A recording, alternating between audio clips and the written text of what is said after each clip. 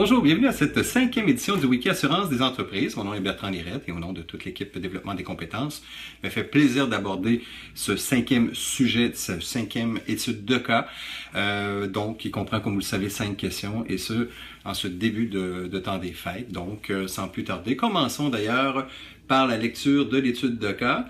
Donc, je vous fais référence au Wiki Assurance. Vous aviez bien entendu d'entrée de jeu cette fameuse question qui dit, comme à l'habitude, vous revenez de dîner. Et vous avez ce nouveau message dans votre boîte vocale. Bonjour, mon nom est Aline Buisson. Vous vous souvenez de moi? J'ai une autre question concernant cette fois-ci mon contrat d'assurance de mon immeuble à revenu de 7 logis. Celui-ci indique que j'ai une règle proportionnelle de mon bâtiment. Il me semble déjà avoir entendu qu'avoir 100% de la règle proportionnelle était 100% à mon avantage, mais j'ai des doutes, fort heureusement. Pouvez-vous me rappeler et m'expliquer votre point de vue? Merci, à bientôt. Alors, on le sait d'entrée de jeu que cette question nous semble peut-être banale, mais pour l'ensemble des assurés, la question concernant la règle proportionnelle est souvent nébuleuse dans leur esprit, donc c'est important de bien leur expliquer, et comme on le sait, ce qui se comprend bien s'énonce clairement. Donc, commençons avec la question 1. Selon vous, quelle est la définition qui expliquerait le mieux la règle proportionnelle à Madame Buisson? Alors, la réponse était bien entendu E. Et comme par hasard, je vous réfère au Wiki Assurance. Donc, si vous voyez en dessous de la photo, où vous voyez la figure, vous avez un PDF où vous retrouvez d'ailleurs un document de la CHAD. Donc, pour toute déférence envers notre organisation qui est la CHAD, j'ai pris finalement intégralement la définition qu'on retrouve dans ce document-là. Donc, qui dit entre autres, la réponse dit, pour obtenir une indemnité qui couvre le total des dommages, lors d'une perte partielle, Mme Buisson doit assurer son immeuble pour un montant minimum correspondant au pourcentage mentionné à la clause de règle proportionnelle. Si le montant est inférieur, elle pourrait assumer une part des dommages. Donc, on le sait tous que c'est le risque qui peut arriver, le cas qu'il y ait une sous-assurance pour la dame en question. Sans plus tarder, question numéro 2. Mme Buisson prétend qu'une règle proportionnelle n'aura pas d'impact tant aussi longtemps que son évaluation à elle personnelle reposera sur la valeur marchande des immeubles semblables vendus dans son secteur. Comme on le sait, en matière d'assurance, ce n'est pas la valeur marchande qui est importante.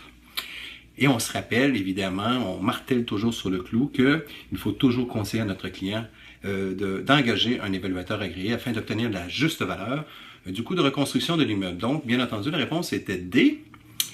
Bien qu'elle ne soit pas obligée par la loi, Mme Buisson devrait, pour l'assurer correctement, toujours connaître le véritable coût de reconstruction de son immeuble, et ce, idéalement par un évaluateur professionnel agréé.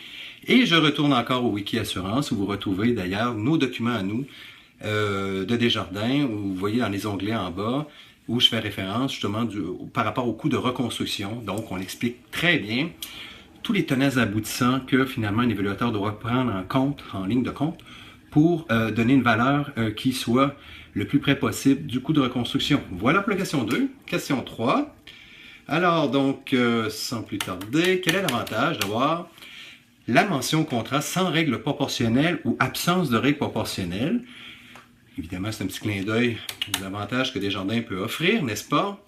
Alors donc, la réponse était D. L'avantage est en cas de perte partielle, car un montant d'assurance insuffisant d'un immeuble, des biens ou des revenus pourrait éviter d'entraîner une perte financière, on le sait, importante pour l'assurer, et c'est ça qu'il faut bien expliquer à notre client s'il y avait un cas de sous-assurance. Parfait pour la question 3. Question 4. L'immeuble de Mme Buisson est actuellement assuré chez un autre assureur pour une valeur de 400 000 avec une règle proportionnelle à 80 %, alors que vous soupçonnez fortement qu'il en coûterait 1 million à le reconstruire. Alors donc, comment lui expliquer qu'elle sera en co-assurance, n'est-ce pas, si un incendie venait à lui causer 200 000 en dégâts partiels? La réponse était B. Mme Buisson devra payer elle-même 100 000 de sa poche sur le 200 000, donc elle devra assumer 50 % de la perte financière causée par le sinistre. C'est ce qu'on appelle encore une fois de la co-assurance, la partie assumée par l'assuré. Voilà pour la question 4. Et enfin, la question 5. En biens meubles et immeubles, l'exigence d'une règle proportionnelle est imposée dans tous les contrats d'assurance, et ce, en tout temps et chez tous les assureurs faisant affaire au Québec. Alors donc, la réponse était D, faux. Cependant, à l'absence d'une telle clause, justement, qui est soit un 80 ou un 90 % stipulé au niveau des conditions particulières.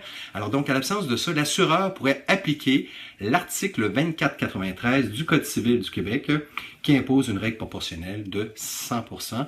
Et je fais référence encore une fois au Wiki Assurance. Vous retrouvez dans les onglets un article du Protégez-vous. Entre autres, on explique très bien, on vulgarise finalement l'application de l'article 2493 dans le cas de sinistre et d'une insuffisance d'assurance de la part d'un assuré. Alors, encore une fois, je vous remercie d'avoir finalement participé à cette 5e édition et encore une fois, au nom de toute l'équipe, on vous souhaite un joyeux temps des fêtes et on se retrouve au mois de janvier 2017. Au revoir et à bientôt.